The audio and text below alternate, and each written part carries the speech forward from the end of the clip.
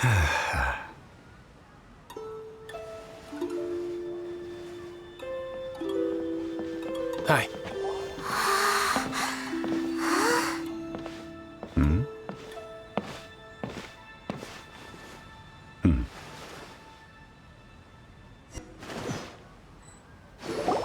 Allow me to introduce Mr. Zhongli, consultant to an organization known as Wangsheng, and a trusted associate of the Fatui. It is an honor to meet you. I have heard tell of you from Mondstadt. Indeed, it is as you have guessed. The Wangsheng Funeral Parlor organizes burials. We ensure that those who pass on do so in peace.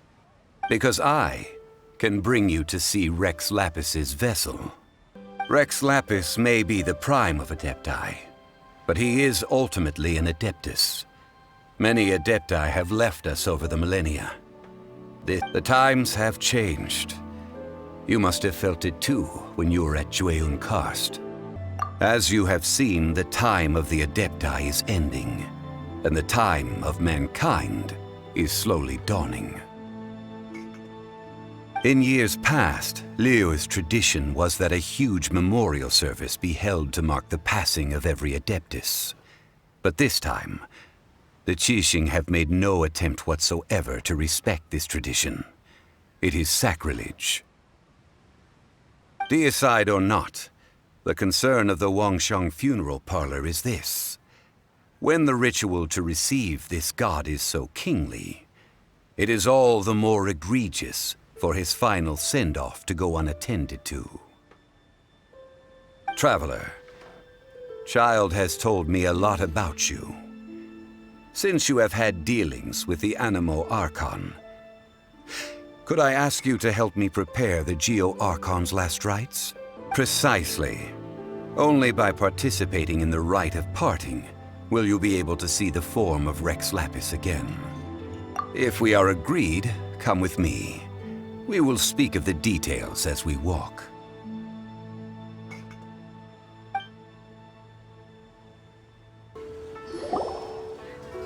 After having experienced the land of the absentee Archon, Traveler, how does it feel to know that our Archon and Adepti are here all around you in Liyue? I see. So you're that sort of person. It's not a bad thing. But I suppose you have yet to experience the substance of Liyue's 3,700 years of divinity. Organizing the Rite of Parting should prove to be an enlightening part of your travels. Liyue is the most prosperous of the 7 nations, defended by deities and ruled by the Quixing. As such, the diplomatic maneuverings of the Fatui have gained no purchase here. Ningguang of the Quixing has always been on her guard against the Fatui.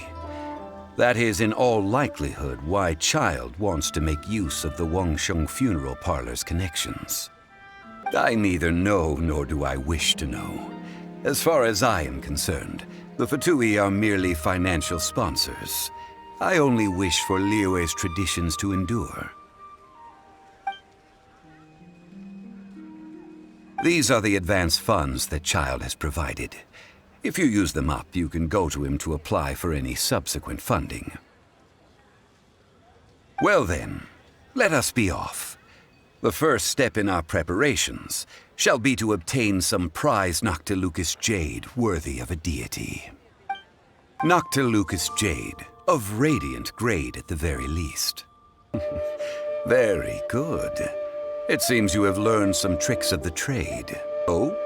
You want me to decide? That is fine as well. If it were me, the answer would be simple.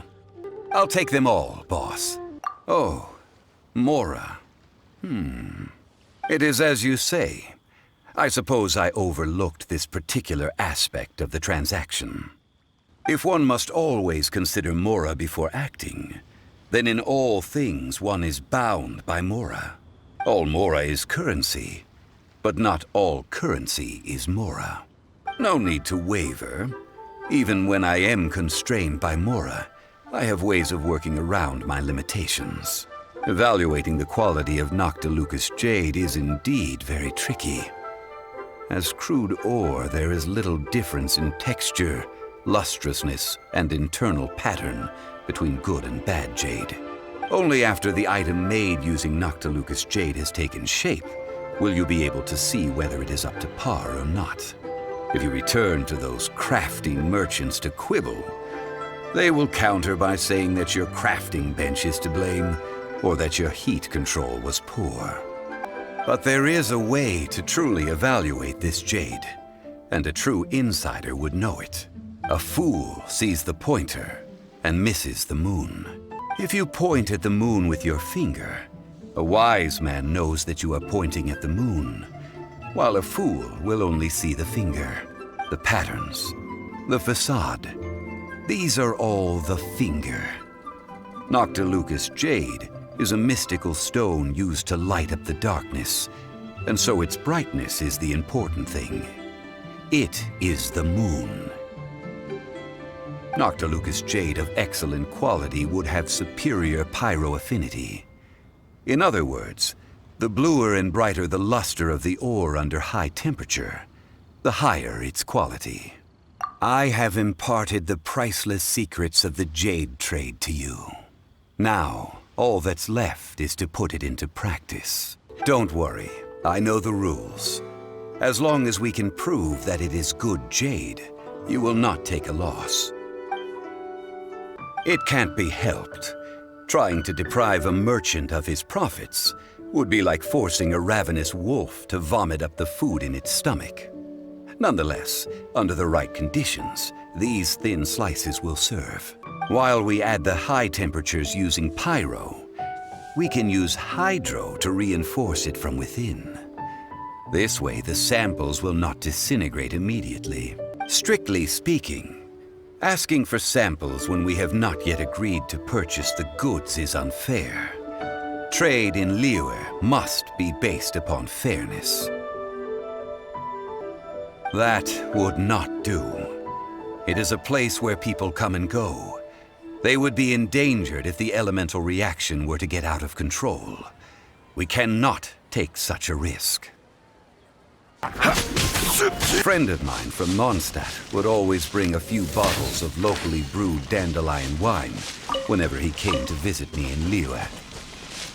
It must be said that the famed liquor of the land of pastorals is far better than Sumeru's frigid snake wine. Then we'll take a box of the third type of jade. I suppose it would not hurt to tell you. In the safe hands of the Liyue Quixing and good honest merchants such as yourself, I for one believe that Liyue will continue to prosper as it always has done. Now that we've made our choice, let's take this Noctilucous jade back. Oh, right, I'm sorry. I must have forgotten to do that too. Let me see. As I thought, I didn't bring any. Mora, my apologies. Another oversight on my part. Well, it's settled then. Let's take this jade to Yujing Terrace. That's where we plan to hold the rite. It seems that we must. I will keep that in mind. Thanks, both of you. We can leave the jade here. I have already called for a jewelsmith to shape them into the implements that we will need. Ah, yes. I have yet to go and see Childe. So, as for the jewelsmith's remuneration... Yes, I have already rented this location and have begun making preparations for the rite. That's right. The Liyue Quixing have acquiesced to using the same location. Traditionally, we call it the Exuvia. One must think that they already have someone in mind. Or perhaps they already know. Surely they must have found all the evidence that there is to find here. These things are for the authorities in Yujing Terrace to consider. Trying to help would probably only add to their troubles. Before the rite is conducted, the Exuvia will be kept temporarily in the Golden House. The only mint in Liyue, which is to say the only mint in Teyvat. All the mora that flows throughout the world is minted there. Since the Rite of Parting has the approval of the Quixing, it is a semi-official event. As such, there is already some limited information available. Perhaps each has their motives, but this is the capital of commerce. A little exploitation once in a while is not unacceptable. In Liyue, where the god of contracts reigns, only contracts may not be betrayed. I, for one, have no issue with little maneuvers outside their remit. Well then, we should go and prepare the perfumes used in the rite. No, perfumes used to honor the gods must be freshly decocted. The quality of the silk flowers we require is also special. Silk flower petals contain a fibrous material of good quality, often used in brocade making. Its scent, however, is most elegant, and is especially suited for solemn events, like giving offerings to gods and adepti.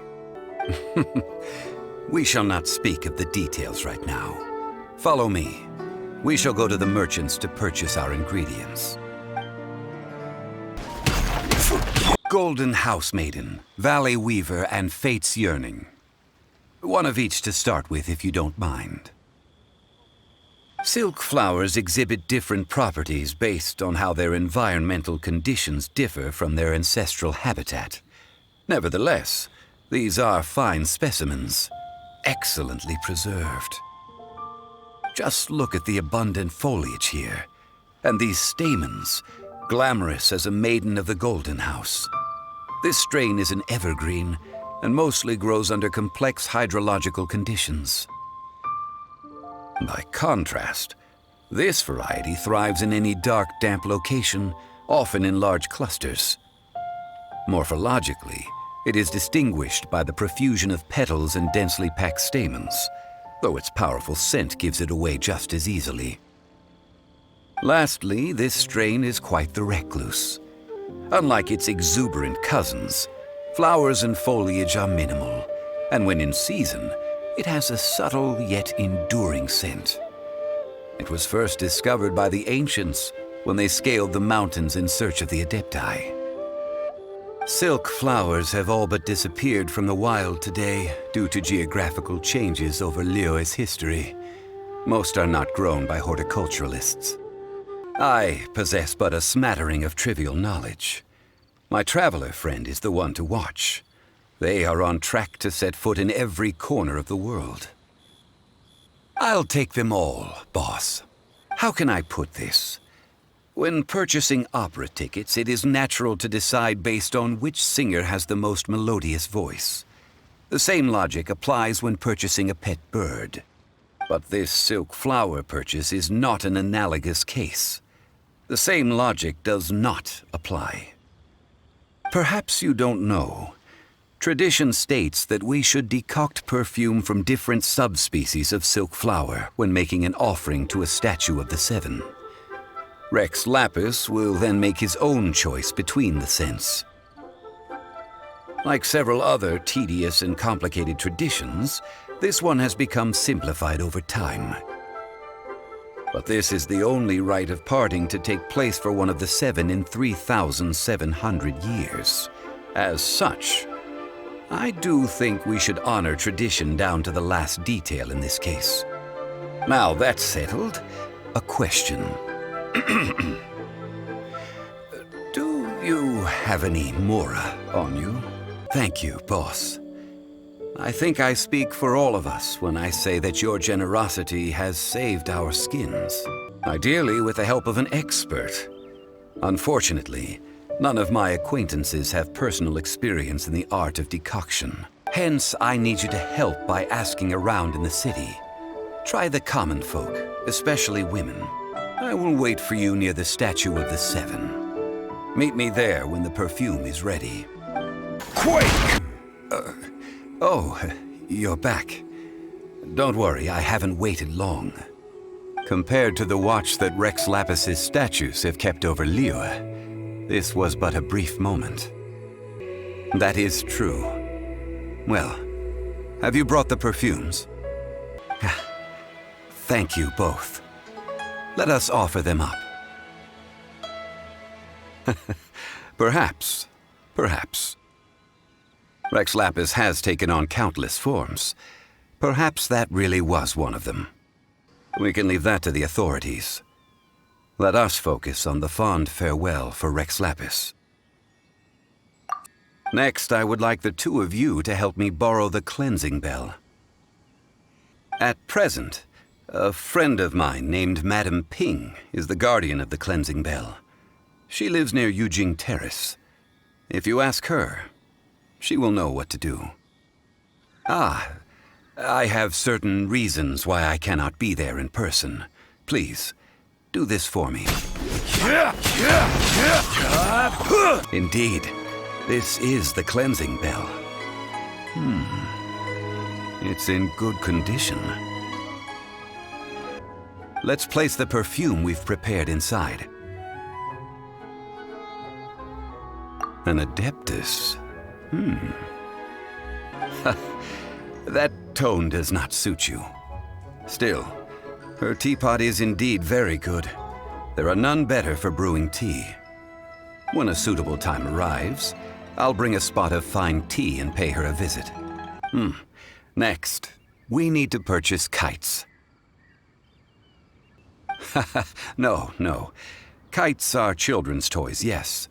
But they also play various symbolic roles in Liyue's rituals. I will explain it to you.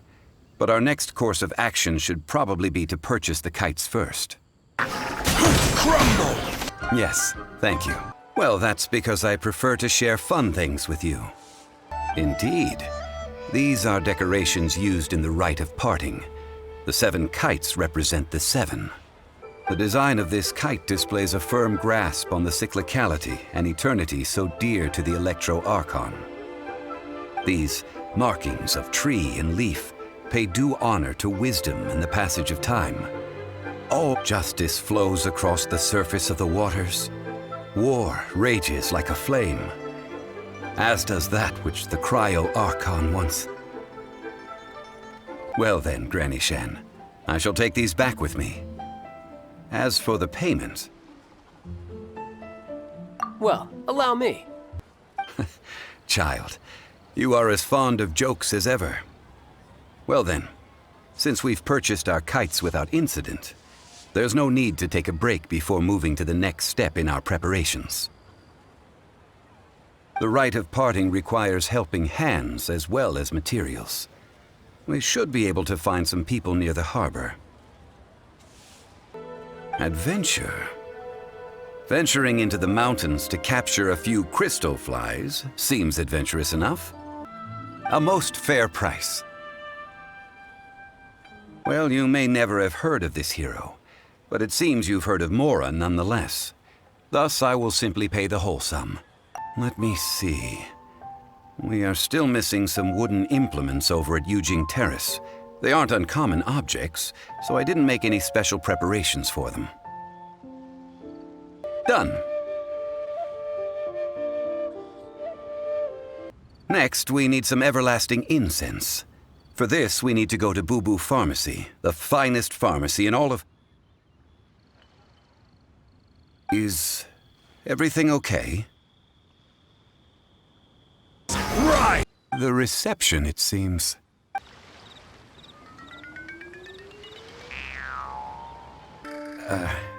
Hello, little girl. Do you sell everlasting incense here? Surely no prescription is needed to purchase everlasting incense. It's not a controlled substance. Zombies are limited to acting within the confines of their orders. And somehow in this case, the zombie issues her own orders to herself. My dear Chi-Chi, we didn't bring a prescription, I'm afraid. But we do hope that you can still help us find some everlasting incense. Never mind. Just think of it as a peer-to-peer transaction. That way, everybody wins. Sometimes in Liyue, the art of the deal is simply about victory via mental gymnastics. I don't believe so. The Guizhong Ballista, at least, I have heard of before. It's a kind of crossbow turret, installed on Mount Qinheng by an Adeptus in the distant past. an early mechanical device. Located in Qianheng Pass, it was designed to automatically fire at large monsters, protecting Liyue from external threats. Apparently not quite. This is the first I have ever heard of the Coco Goat. Very well then. Let's start by investigating near the Guizhong Ballista. Perhaps we will find some clues. It is currently inoperable in any case. This device is broken. After millennia of wear and tear, even Adepti contraptions are difficult to maintain. You almost make it sound like I'm some sort of bourgeois parasite whose only utility lies in providing quaint pieces of trivia on demand. That said, let me think for a moment. Ah, yes. Spare parts were made for the Guizhong Ballista when it was first built, in case it was damaged in battle. As I recall, there is a military supply post from that period somewhere inside the pass. If we can retrieve the spare parts from where they are stored, we may be able to repair the Guizhong Ballista. One just needs to understand the basic working principles of the device. I have a smattering of knowledge on the topic. With the parts in hand, I could at least tinker with it. Ah, these parts look useful. One moment. I will try to repair the device. It is done. The Guizhong Ballista is more intricately designed than I thought. It's easy enough. We simply need to do this. Look, it even has a scope. Not a turret. A Guizhong Ballista. Also, kindly state your name before you ask a question. It's just good manners. Tut tut. Vandalizing the legacy of an Adeptus for selfish gain. Disgraceful behavior. It is not we who need reprimanding, but you. Troubling ourselves over this rabble is not worth the time. We should focus on our contract with Qiqi. A search using the Guizhong Ballista revealed no significant life forms nearby, save for the usual wildlife. What's more, a contraption built using Adeptus technology should have no trouble detecting an Adeptibeast, as Qiqi put it. We won't solve anything while standing here and racking our brains. Let's return to Boo Boo Pharmacy, explain that we could not find a Coco Goat, and review our next step.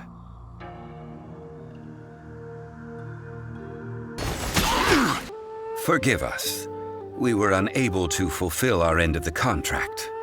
We found no trace of the Coco Goat Adeptibeast of which you speak.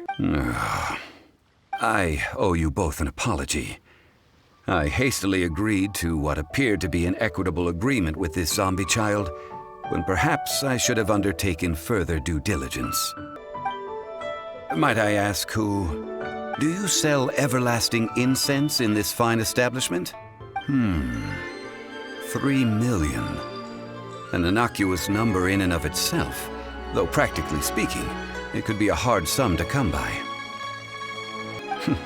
This is correct.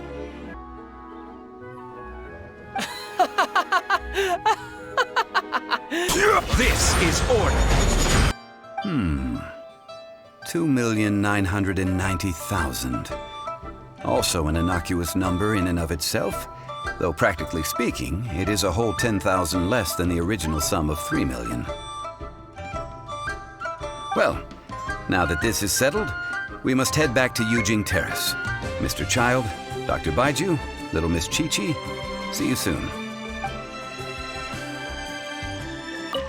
Well, as it stands, we've hired helpers, and we've acquired the everlasting incense. The completion of our preparations is not far off. Well, traveler, have you gained anything from our adventure so far? Odd. Which is it, I wonder? The questions that such travels raise are ever so complicated. Well, I'll leave you to ruminate over it yourself. As to remuneration for your help, I've decided to treat you to a meal. Oh, yes, don't worry. I will remember to bring the Mora this time. Tonight, I shall take you both to an old hole in the wall, praised throughout Liyue. Indeed. Let us meet near the harbor, at third round knockout. Ah, you're here. There's no need to order. I've already done so.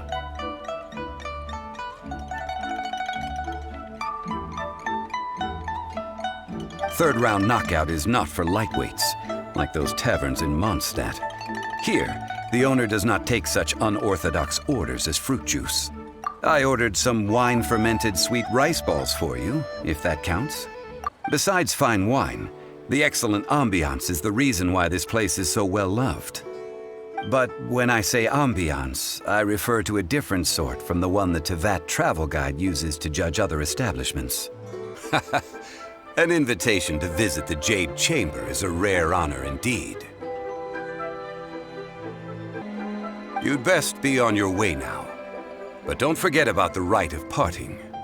Once you've finished at the Jade Chamber, meet me at Dihua Marsh. Right on time. I myself only arrived moments ago.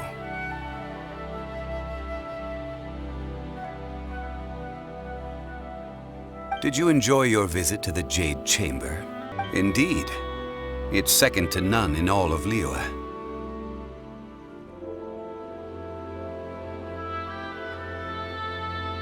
Then you met with Ningguang, I trust? What did you talk about with her? Oh, so you also met with Quixing then? What did she have to say? No respect for the divine. Indeed, contrary to the ever-bold Quixing, Ningguang is more of a businesswoman at heart, though they are both members of the Quixing. Although she's friendly, there's no way of clearly discerning her true intentions. Yes, she has only relied on herself to rise to her current position. No ordinary person could ever achieve that. It's said that she's the one behind the constant expansion of the Jade Chamber. It's the second most important thing to her. Even if she ever gave up the position of Tianquan, she would never give up the Jade Chamber. Why, Mora, of course. That is how the Fatui have always been. It doesn't surprise me in the least. No matter what they may be planning, you must be careful when dealing with the Fatui. Always be on your guard. Yes, as a matter of fact, there is. Today, we'll be gathering wild glaze lilies. No, those lilies have all been gardened by people. They won't do it all. Dihua Marsh used to be full of glaze lilies. It is a sort of joyful flower that listens to human song. Before the Archon War, Dihua Marsh was all dry land and fertile soil. But the war caused landslides, and the land was flooded, turning it into the marsh you see now. Nearly all the glaze lilies were wiped out. Of course, there are some kinds of flowers that have been preserved and gardened by people in the city. But very few people know that glaze lilies may still be found in the wild. Wild glaze lilies have the strongest fragrance. If we want to follow the true tradition of the rite of parting, we must grind up the wild lilies and place the powder in a censer of everlasting incense. But I'll need your assistance in gathering these flowers. That's correct. Your singing will surely bring out the strongest fragrance from the flowers. We'll only know once she starts singing. Da da da da da da da da da da. This little monster is known as a whopper flower. Strange. These petals look interesting. The glaze lilies used as a disguise were buried with the whopper flower for too long. The result seems to have surprisingly potent medicinal value. Let's collect what we can of these petals. Unfortunately, no. So what do you think of this farewell? And that just about does it. Our preparations for the rite of parting are mostly finished. Given the ease of picking glaze lilies, I think this was a fitting end to our tasks, in more ways than one.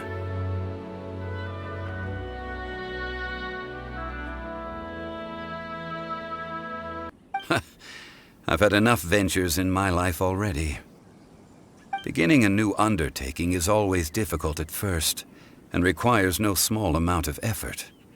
And once business is at full steam, the stress of it all only wears away at you over time. So you must be careful to take the time to step back and re-examine yourself. If left unchecked, the wear and tear on your heart may go well past mending. We'll have order. This atmosphere is highly abnormal. It seems as though something big has happened. We should ask around a little, just to be safe. Desperate times? Do they intend to exercise force? It seems inevitable, given the current situation. Surely the Liyue Quixing are not the sort to give in so easily. And what now? How is it that the Fatui have come under fire? Do you intend to use your neutral identity as an intermediary between both sides? Or will you use your sword to turn the balance?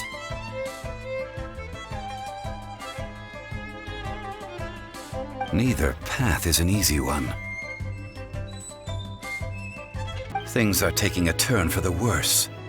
I'm afraid I must leave now to handle things back at Wangsheng Funeral Parlor. I hope that Master Hu has been able to keep things under control for the moment.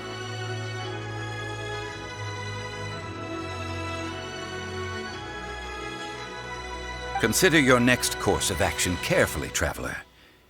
If you're trying to prevent an explosion, it may be wisest to look for the fuse first.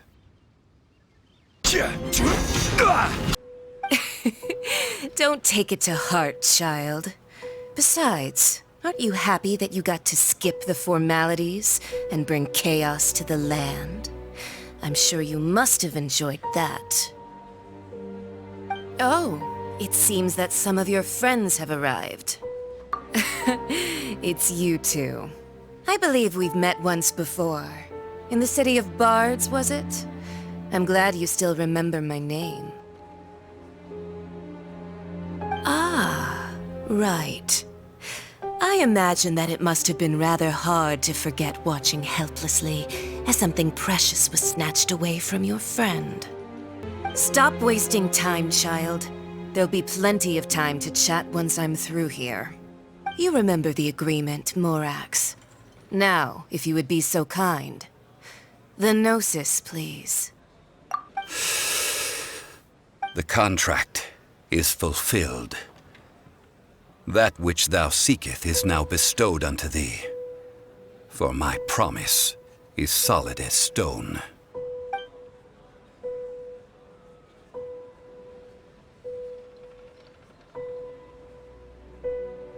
How sanctimonious.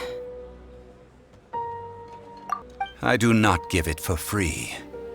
I give it as agreed upon in the contract, for it is a matter solely between the Tsaritsa and I. Gathering all the forces that had been bubbling behind the scenes, and then stirring them together in a pot that was bound to boil over.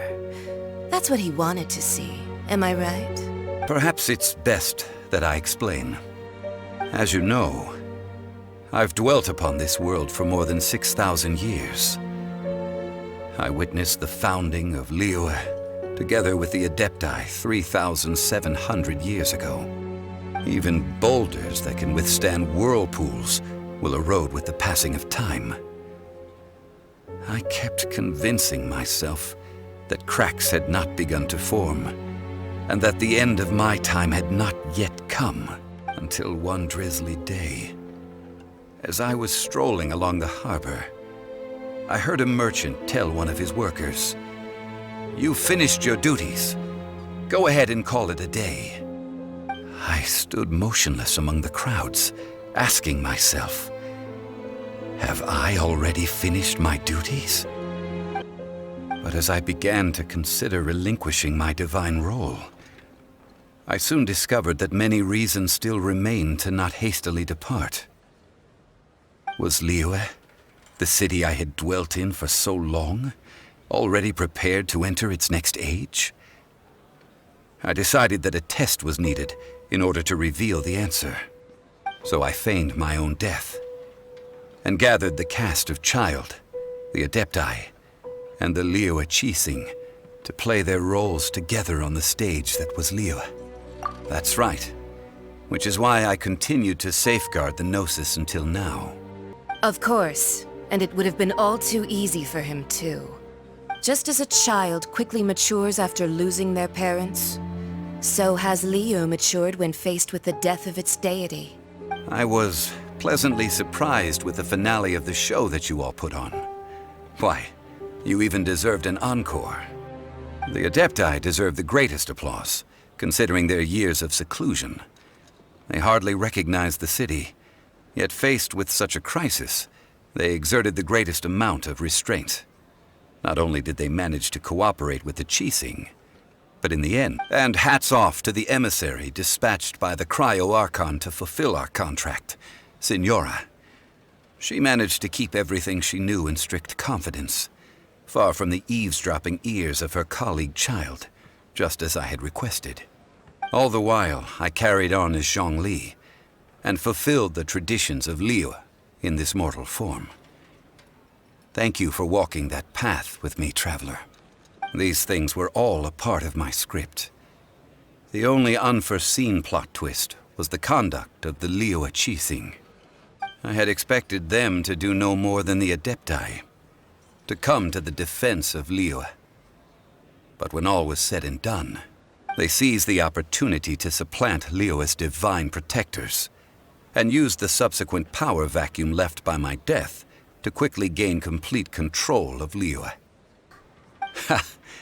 On the contrary, I think it is excellent. I had always feared that it was too soon for them to take over from me, and it was also that which I longed for the most. As such, this is the best parting gift anyone could have given this god of old. I think that thanks would be more appropriate. You certainly played no small part in all of this, wreaking havoc and turning the city upside down. The Lord of Geo ought to thank you for your performance, if anything. If you hadn't created the pressure of a battle between mortals, Adepti, and a god, the lump of coal resting in the hands of the Geo Archon, Liyue would never have been able to become a dazzling diamond of a city. Well then, with the Gnosis in my possession, I have no use for such idle chatter. We should return to Zapoljarny Palace and seek an audience with Her Majesty, the Tsaritsa. Come, child. Fine. Do as you wish.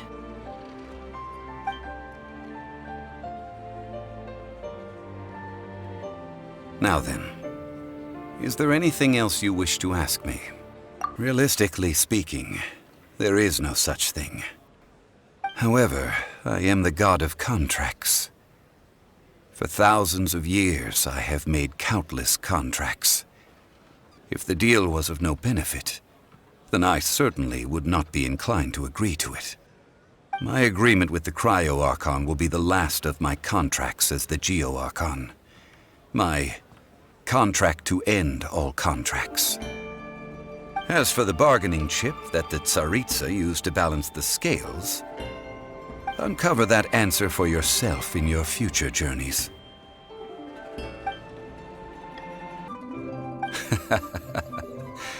Why would I not feel more at ease after laying down the burden I have borne for 3,700 years? Right, if the two of you can spare the time, I should treat you to a meal at the Shinya kiosk. You're right. I do lack the Mora. As the Rex Lapis Morax, I can easily create Mora.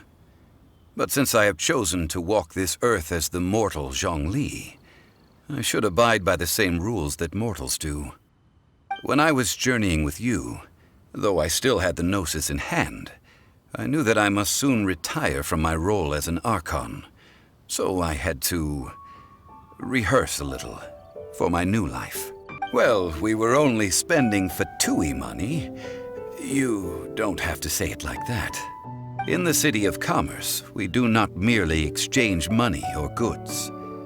We also exchange knowledge, memories, and foresight, as well as positions, roles, and lives.